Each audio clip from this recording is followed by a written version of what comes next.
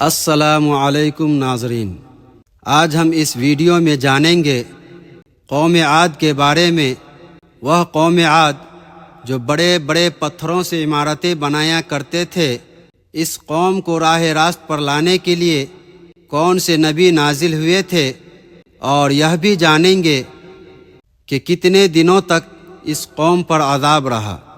تو چلیے ویڈیو کو کرتے ہیں اسٹارٹ۔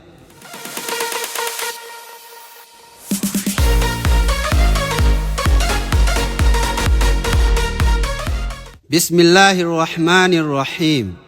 حضرت ہود علیہ السلام قوم عاد سے تعلق رکھتے تھے۔ آپ علیہ السلام عاد ہی کے شریف اور نیک گھرانے میں پیدا ہوئے۔ حضرت ہود علیہ السلام اللہ کی طرف سے قوم عاد کو سچائی کا راستہ دکھانے کے لیے بھیجے گئے تھے۔ عاد کی قوم گمراہی میں مبتلا تھی۔ طرح طرح کے برے کام کرنا، ظلم و زیادتی اور لوٹ مار کرنا ان کی عادت بن چکی تھی۔ خاص کر کمزور طبقہ ان کے ظلم و زیادتی کا شکار تھا۔ غریب کاشتکاروں کی زمینیں اور ان میں پیدا ہونے والا اناج مار دھار کر چھین لیا کرتے تھے۔ انہیں فصل اگانے کی بھی مہلت نہیں دیتے تھے، اس لیے کمزور طبقہ بھوک و افلاس میں اپنے دن گزارتا تھا۔ قوم عاد کا پیشہ کاشتکاری تھا۔ وہ زراعت کے طریقوں سے بھی اچھی طرح واقف تھے۔ اس کے علاوہ پہاڑوں کی چٹانیں کاٹ کر ان پتھروں سے مضبوط عمارتیں بناتے، پہاڑ کے غاروں میں بھی رہتے تھے۔ پتھروں سے شکار کرتے تھے، جانوروں کو آگ میں بھون کر کھاتے تھے۔ عاد کے لوگ عیش و عشرت کی زندگی بسر کرتے تھے، لیکن غریب اور محتاجوں کا خیال نہیں رکھتے تھے۔ بھوکوں کو کھانا نہیں کھلاتے، بلکہ ان کے پاس جو کچھ بھی کھانے کے لیے ہوتا چھین لیتے تھے۔ جو لوگ اللہ کو بھول کر پتھروں کو پوجتے ہیں، ان کے دل رحم سے خالی ہوتے ہیں۔ عاد کی قوم بھی مورتیوں کو پوجتی تھی۔ عاد کی قوم کے لوگ ان کے آگے سجدہ کرتے، ان سے مرادیں مانگتے۔ حضرت ہود علیہ السلام اللہ کے نبی تھے۔ وہ بت پرستی سے روکتے تھے، ظالموں کو ظلم کرنے سے روکتے تھے، ایک اللہ کی طرف بلاتے۔ آپ علیہ السلام اپنی قوم سے کہتے، اے قوم، اللہ ہی کی عبادت کرو، اس کے سوا کوئی بھی عبادت کے لائق نہیں۔ وہی ایک ذات ہے جس کی عبادت کرنی چاہیے، جس نے زمین، آسمان، شجر اور حجر کو پیدا کیا۔ اے قوم، تمہیں کیا ہو گیا ہے کہ اللہ کو چھوڑ کر بتوں کو پوج رہے ہو؟ ان بتوں کی پوجا سے تمہیں کچھ حاصل نہیں ہوگا، یہ تمہاری سراسر جہالت اور گمراہی ہے۔ بہتر یہی ہے تم ان بتوں سے منہ موڑ لو جنہیں تم نے اپنے ہاتھوں سے بنایا ہے۔ حضرت ہود علیہ السلام نے اپنی قوم کو نصیحت کرتے ہوئے کہا، اللہ تعالیٰ نے تمہیں اور ساری کائنات کو پیدا کیا، زمین میں رزق کا سامان پیدا کیا، تم کھیتی باڑی کرتے ہو، تم زمین سے زیادہ اناج حاصل کرتے ہو، اس کے باوجود تم دوسروں کا اناج چھینتے ہو۔ بلکہ تمہیں تو چاہیے تھا کہ اپنے اناج میں سے محتاجوں اور غریبوں کا حصہ نکالتے، بھوکوں کو کھانا کھلاتے تاکہ وہ بھی تمہاری طرح زندہ رہ سکیں۔ لیکن تم ایسا نہیں کرتے۔ جو کچھ اللہ نے تمہیں دیا ہے اس کا شکر بجا لاؤ۔ اس کا طریقہ یہ ہے کہ جن کے پاس اناج نہیں ہے تم انہیں کھانے پینے کا سامان دو۔ اگر تم ایسا نہیں کرتے تو یہ تمہاری بدبختی کی علامت ہے۔ حضرت ہود علیہ السلام کی نصیحتیں سن کر لوگ جواب دیتے، ہم سے کیا چاہتے ہو؟ ہم جو کچھ کرتے ہیں ہماری اپنی مرضی ہے۔ ہم اپنی محنت سے اناج پیدا کرتے ہیں، ہم کسی بھوکے کو کیوں کھلائیں؟ ہمارے پاس جتنا اناج ہوگا ہم اتنا طاقتور کہلائیں گے۔ ہم وہی کرتے ہیں جو ہمارے باپ دادا کیا کرتے تھے۔ حضرت ہود علیہ السلام کہتے کہ مجھے اللہ نے نبی بنا کر بھیجا ہے تاکہ تم کو اچھی باتیں بتاؤں اور بری باتوں سے آگاہ کروں اور برے کاموں کو روکوں۔ اگر تم صحیح اور سیدھا راستہ پر نہیں چلو گے تو اللہ کے عذاب سے نہیں بچ سکتے۔ حضرت ہود علیہ السلام بار بار اپنی قوم کو نصیحت کرتے رہے۔ ایک مرتبہ پھر آپ نے انہی باتوں کو دہرایا، اے قوم، میری بات مان لو، میں تمہارا بھلا چاہتا ہوں، جو کچھ میں کہتا ہوں اسی میں تمہاری بھلائی ہے۔ حضرت ہود علیہ السلام نرمی سے سمجھاتے کہ کسی کمزور پر ظلم نہ کرو، کسی کا رزق تنگ نہ کرو۔ انہیں پیار سے سمجھاتے کہ اے قوم، میں تمہارا بھائی ہوں اور دوست ہوں، میں تم سے کچھ نہیں مانگتا، میں جو کچھ کرتا ہوں اس کا صلہ مجھے اللہ دے گا۔ قوم کا شبہ دور کرتے ہوئے کہتے، اے قوم، کیا تم یہ سمجھ رہے ہو کہ مجھ پر ایمان لاؤ گے تو تمہاری کھیتی باڑی برباد ہو جائے گی اور تمہارے عیش و عشرت میں خلل پڑے گا؟ ایسا کبھی نہ سوچو۔ اگر تم بتوں کی پوجا چھوڑ دو اور مجھ پر ایمان لاؤ تو اللہ تعالیٰ تمہارے مال اور اولاد میں برکت دے گا، تمہیں قوت عطا کرے گا۔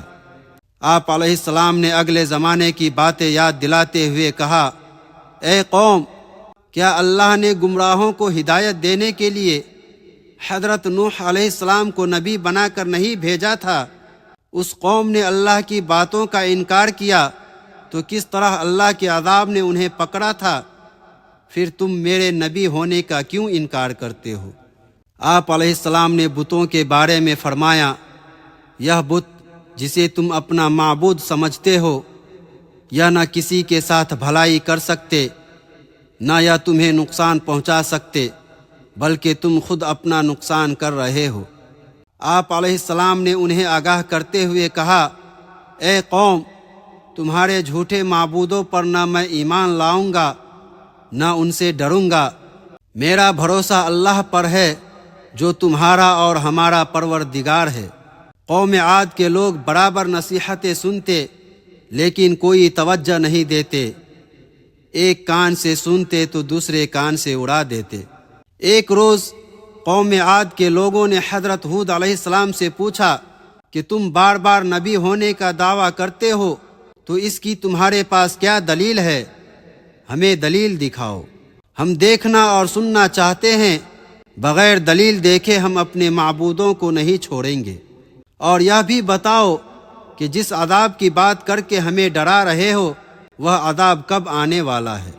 حضرت ہود علیہ السلام نے جواب دیا کہ تم مجھ سے سوال کرتے ہو کہ عذاب کب آنے والا ہے، یہ تو اللہ ہی بہتر جانتا ہے، میں تو صرف اللہ کا پیغام پہنچانے والا ہوں اور آنے والے عذاب سے خبردار کرنے والا ہوں۔ ان تمام کوششوں کے باوجود گمراہ قوم راہ راست پر نہ آئی۔ اللہ کے غضب نے جوش مارا اور عذاب کے آثار پیدا ہونے لگے۔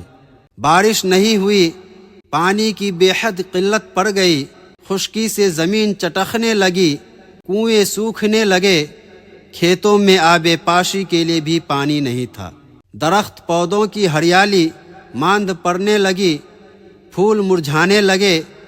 قوم عاد پانی کے لیے ترس رہی تھی، پانی کا ایک قطرہ بھی میسر نہیں تھا۔ حضرت ہود علیہ السلام نے اپنی قوم سے کہا، اے میری قوم، اپنے رب سے گناہ بخشواؤ اور پھر رجوع کرو تاکہ اللہ بارش برسائے۔ نافرمان لوگوں نے کہا کہ ہم اپنے گناہ نہیں بخشوائیں گے اور تمہیں رسول بھی نہیں مانیں گے۔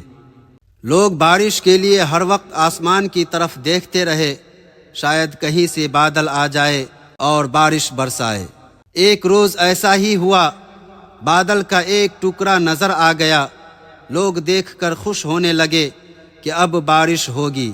حضرت ہود علیہ السلام نے فرمایا، جو تم دیکھ رہے ہو یہ برسنے والا بادل نہیں ہے، یہ بادل نہیں بلکہ عذاب کی علامت ہے، جس عذاب کی میں خبر دیتا تھا، اس کا وقت آ پہنچا ہے، جو کچھ مجھے کہنا تھا وہ کہہ چکا۔ جو لوگ حضرت ہود علیہ السلام پر ایمان لا چکے تھے ان کے بارے میں حضرت ہود علیہ السلام سے اللہ نے فرمایا کہ جو لوگ ایمان لائے ہیں ان کو اپنے ساتھ لے کر کسی محفوظ مقام کی طرف چلے جاؤ۔ چنانچہ حضرت ہود علیہ السلام ایمان والوں کو ساتھ لے کر نکل گئے شہر میں اب کوئی ایماندار نہیں رہا۔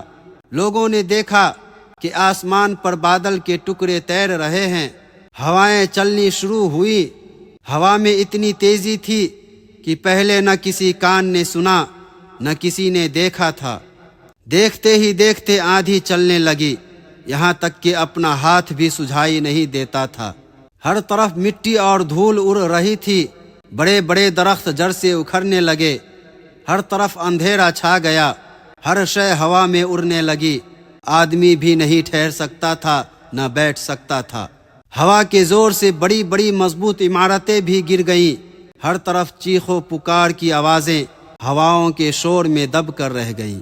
قوم عاد کو اپنے مضبوط مکانوں پر بڑا ناز تھا، یہ تمام مکانات زمین میں بوس ہو گئے، زمین پر کچھ بھی نہیں بچا۔ یہ آندھی 8 دن اور 7 راتیں رہی۔ جب آندھی تھمی تو لاشوں کا پتہ بھی نہیں تھا۔ عاد کی قوم نے غرور و تکبر کیا، ایک اللہ کو چھوڑ کر بتوں کو ماننے لگے، انہی سے مرادیں مانگا کرتے تھے، نبی کی باتوں کو انکار کیا۔ جب عذاب کے دن قریب آنے لگے تو اللہ نے نیک لوگوں کو بچا لیا، گمراہوں کو عبرتناک سزا ملی۔ عاد کی قوم کا صرف کتابوں میں ذکر پایا جاتا ہے۔ تباہ شدہ شہر کے کھنڈرات آج بھی درس عبرت دینے کے لیے زمین پر دیکھے جا سکتے ہیں۔ حضرت ہود علیہ السلام کا مقبرہ حضر موت میں مکلا سے 90 میل شمال کی جانب ہے۔